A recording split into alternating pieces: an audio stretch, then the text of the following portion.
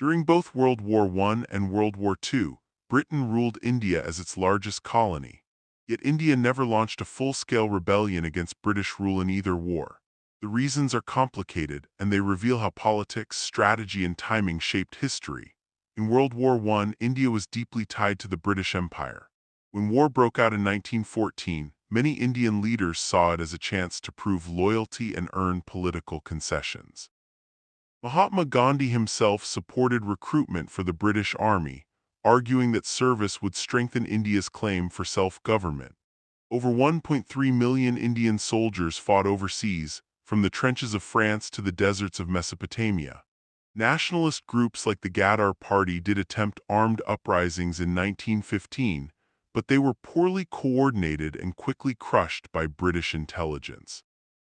Most of the mainstream Indian National Congress chose the path of negotiation over rebellion. By World War II, the situation had shifted. Nationalist sentiment was stronger and the demand for independence was louder.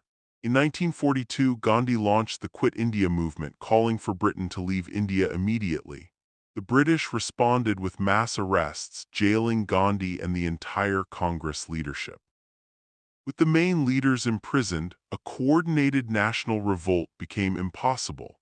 Meanwhile, Subhas Chandra Bose took a different route. He allied with Japan and Germany and raised the Indian National Army from prisoners of war. The INA fought alongside Japanese forces in Burma and tried to march into northeast India in 1944. But the campaign failed militarily, and Japanese supply lines collapsed. Three deeper factors explain why a mass rebellion never materialized in either war. First, Britain relied on divide and rule.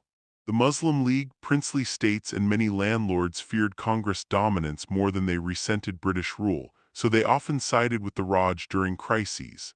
Second, the Indian Army itself was a pillar of stability. It was a volunteer force with strong regimental loyalty, regular pay, and pensions. Most soldiers saw the army as a career, not a colonial instrument. Third, timing mattered. In both wars, Britain promised reforms after victory. The 1919 Government of India Act and the 1942 Cripps Mission were attempts to buy time by offering limited self-government. Many Indian leaders calculated that waiting would achieve more than a bloody uprising against a global empire, so India did not rebel en masse during the world wars.